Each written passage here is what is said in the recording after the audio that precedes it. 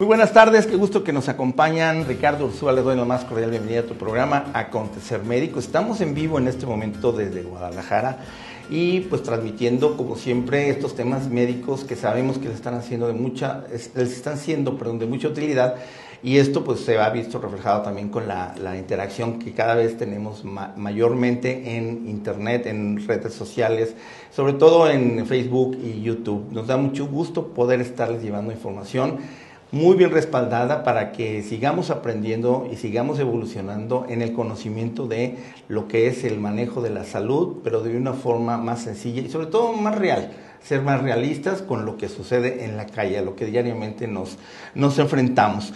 Y bueno, pues yo creo que el tema de hoy va a ser también de mucha relevancia porque vamos a hablar sobre el papel de la nutrición en las enfermedades crónico-degenerativas, también llamadas enfermedades no transmisibles.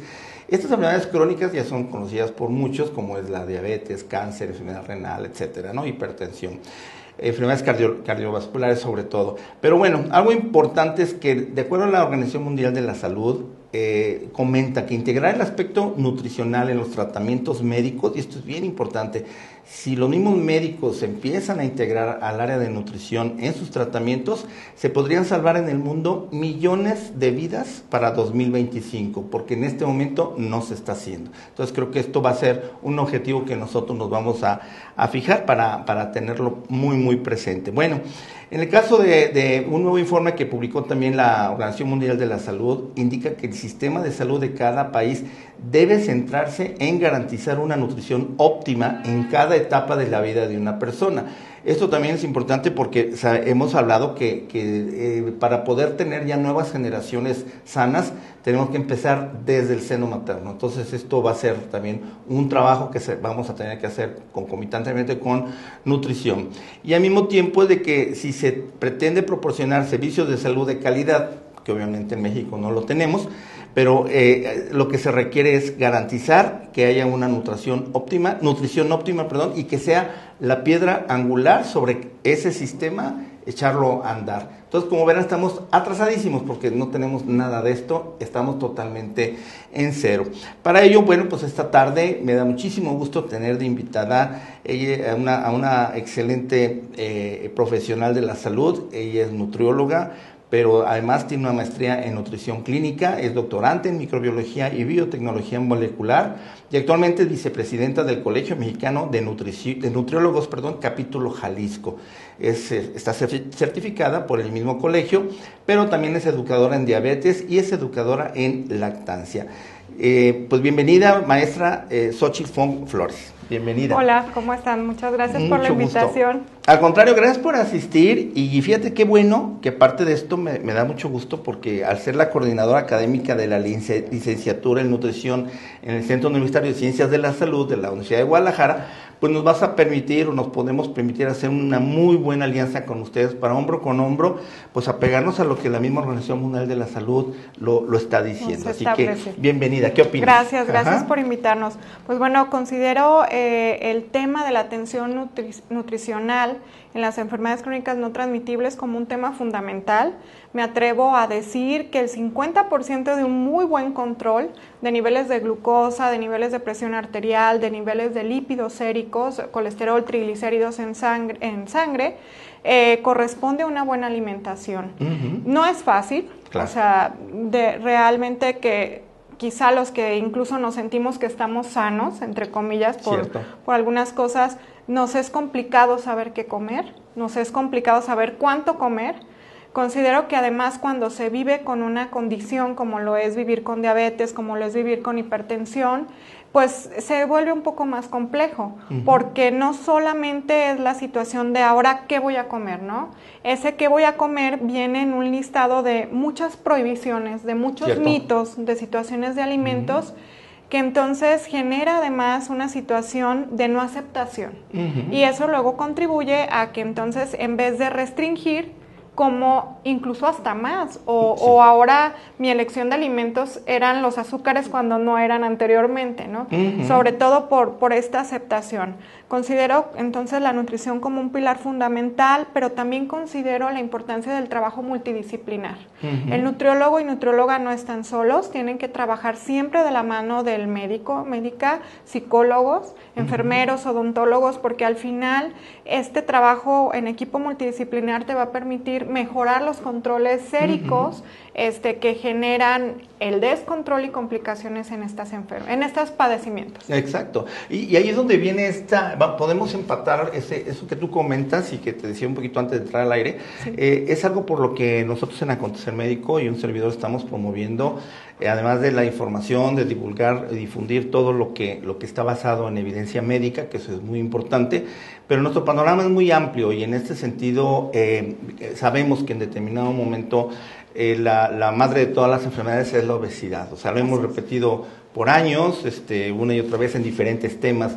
Si hablamos de cáncer, si hablamos de aquí, cuando se habla cuál es el origen principal, la obesidad. Entonces, ahorita realmente nosotros, te decía yo que antes de la pandemia teníamos una campaña que el próximo año vamos a reactivar, donde tenemos que ir de la mano con las nutriólogas, por supuesto, nutriólogos, y que de cierta forma esto va encaminado justamente a poder enseñar y poder llevar a esa persona a buen término para que obtenga su peso ideal. Eso es nuestro proyecto, pero aparte de esto, sabemos que estamos en una situación, un momento en el que la comunidad médica también tiene que vencer ese ego, aceptar que realmente no está preparado para manejar todo, o sea, aunque sea una especialización, no pueden ser todólogos, no pretendan ser ya quienes decidan que sí, que no. Si asustan al paciente, porque lo que te decía, al paciente le dicen, pues mira, si no bajas de peso, te vas a infartar.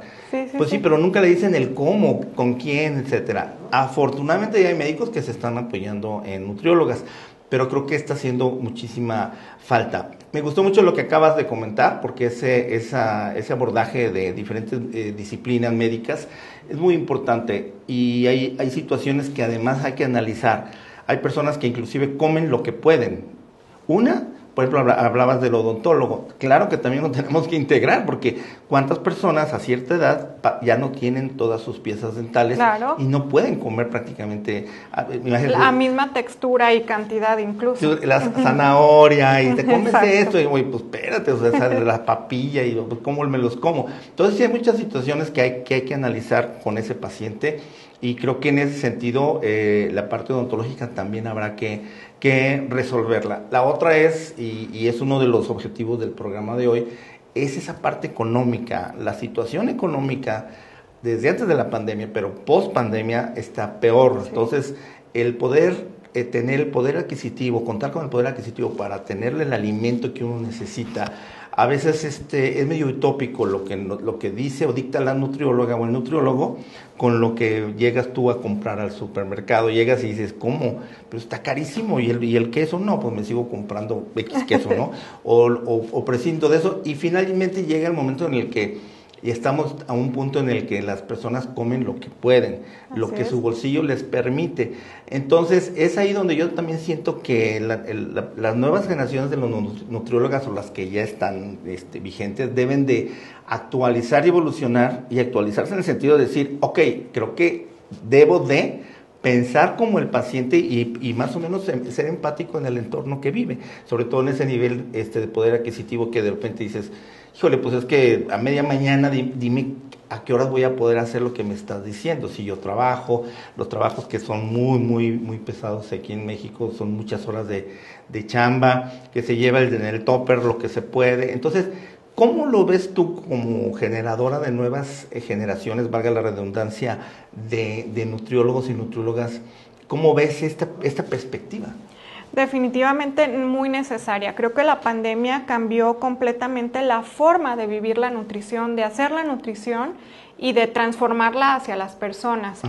Coincido, la canasta básica ahora está muy por arriba, ¿no? Sí. Recuerdo el kilo de tortillas, quizá en algún momento lo llegué a comprar de niña en 7 pesos, claro, y ahora está casi en 30.